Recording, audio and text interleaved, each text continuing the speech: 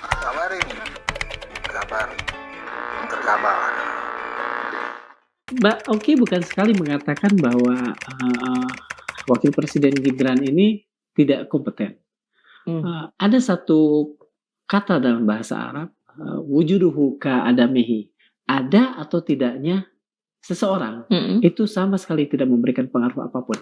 Seperti sama sekali tidak memberikan pengaruh. Gibran ini mewakili pernyataan Arab tadi, wujuduhu ka'adamihi. Ada lo atau nggak ada lo, nggak ngaruh. Iya, mungkin nggak ada yang bagi-bagi susu kayaknya. Oh, itu Petugas aja. bagi-bagi susunya nggak ada gitu. Nggak, jadi saya betul-betul nggak melihat apa yang dia lakukan 1 tahun ini. Oke. Saya pernah menonton secara serius apa yang dia bicarakan saat bicara AI misalnya, AI. Tapi saya juga tidak merasa bahwa dia paham apa yang dia bicarakan. Dia mengendorse agar AI diajarkan di sekolah misalnya. Tapi dia tidak paham bahwa sekarang goalnya itu bukan soal bagaimana AI diajarkan di sekolah, tapi menyiapkan sumber daya manusia ini untuk menjadi orang yang siap memakai AI. Yeah. Misalnya kita mengajarkan cara pakai AI yang sekarang, tahun depan AI-nya sudah berubah. Yeah. Jadi yang harus disiapkan sumber daya manusianya, dididik dengan benar. Nah, dia nggak paham yang kayak gini. Ketika dia bicara bonus demografi di YouTube, itu juga tidak dalam konteks dia memahami itu. Lalu saya juga melihat bagaimana ada sebuah forum, ada petinggi militer dan sebagainya. Petinggi militernya nyampein apa, lalu Gibrannya jawabannya nggak nyambung. Jadi mohon maaf, saya betul-betul dari awal sampai sekarang, tanpa saya ikut-ikutan soal ijazah dan sebagainya, memang saya tidak melihat dia sebagai seorang figur yang capable, yang patut untuk duduk sebagai seorang wakil presiden. Oke. Seberapapun kadar kebencian Anda kepada Wakil Presiden Gibran Rakabuming Raka, tetapi hari ini atau dalam kunjungan kerja Wakil Presiden ke Maluku Utara, ia mendapatkan kehormatan dengan diangkat dan diberi gelar pangeran oleh Sultan Ternate.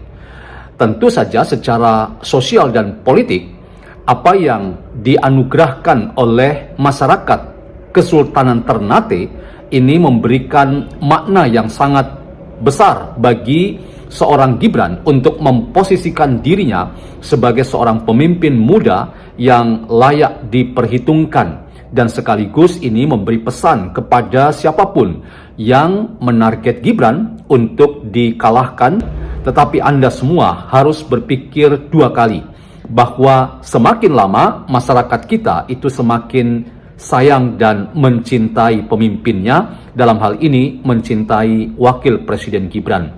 Jadi Anda semua yang terus berusaha menebar opini yang menyesatkan dan mencoba untuk beroleh simpati dengan menggalang opini jahat, dalam hal ini menarget Gibran dengan isu di seputar ijazah SMA-nya yang Anda katakan itu sebagai ijazah yang bodong atau palsu, tetapi kinerja Wakil Presiden kita itu semakin lama makin membungkam Anda semua yang nyinyir, dan rakyat sebetulnya paling mengedepankan kinerja. Sebab para pemimpin kadang-kadang hanya mengumbar syahwat ijazah demi ijazah, tetapi kinerja mereka itu patut dipertanyakan dan patut diduga tidak amanah.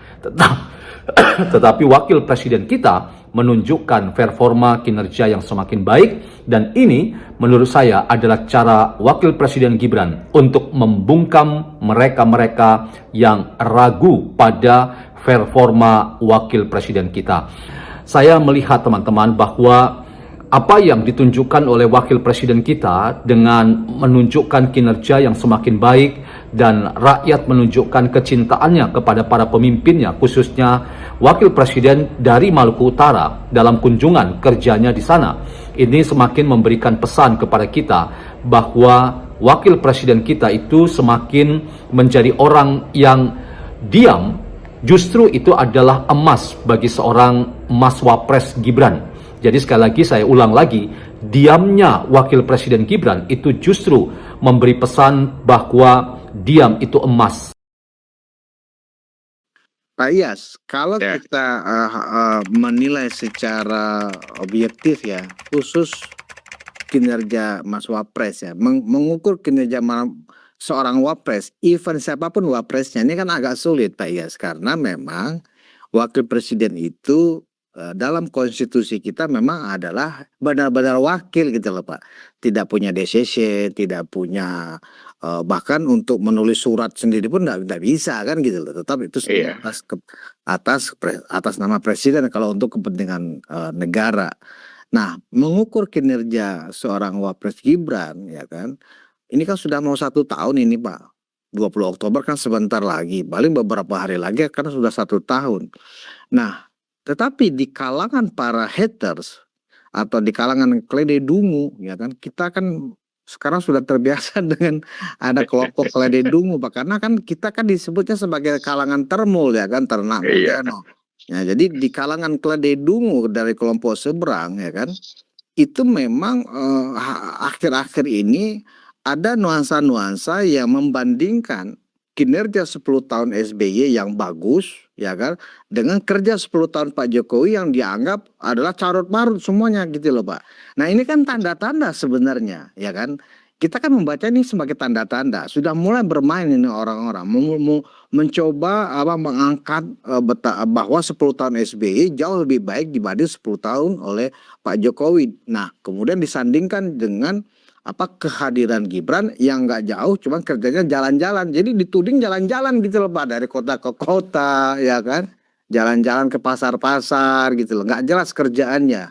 Padahal fungsi Wapres itu kan memang mengawasi jalannya pembangunan, kerja-kerja para menteri ya kan, sesuai dengan instruksi presiden kan begitu Pak Iyas.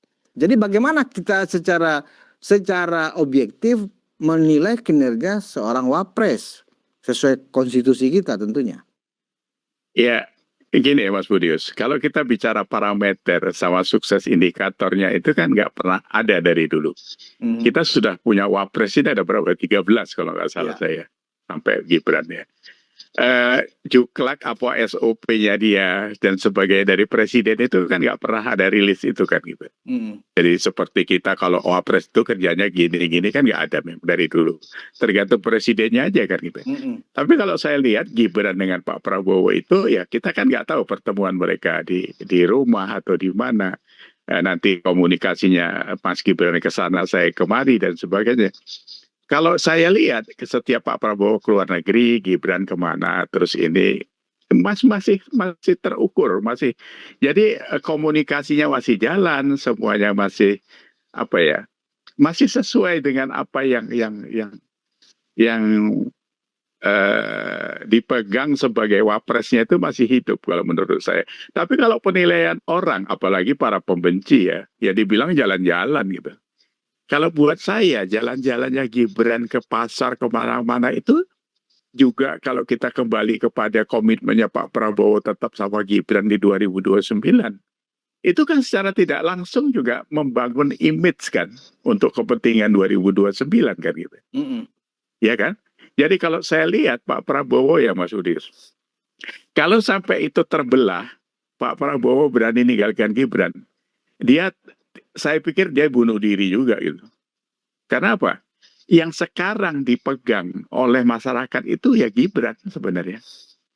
Karena kalau kita lihat beberapa bulan terakhir sejak MBG ribut, terus saya pernah beberapa kali bicara di YouTube itu, bahwa itu membuat reaksi masyarakat yang begitu mulai jengah juga gitu. Dan itu kan bahaya. Nah, untuk mendinginkan itu, kehadiran Gibran itu cukup mencolok di tengah masyarakat itu sebenarnya gitu. Karena kalau dilihat sepak terjangnya Pak Prabowo dengan pengambilan kebijakan, keputusan yang kemarin agak maju mundur itu cukup dirasakan masyarakat di kelas bawah, ya kan? Nah itu sebenarnya ya balancingnya sekarang Gibran kalau saya lihat itu. Jadi kalau penilaian orang ya nilai orang nggak suka, kan kita ini kalau sudah nilai pakai nggak suka ya semuanya nggak beres kan gitu.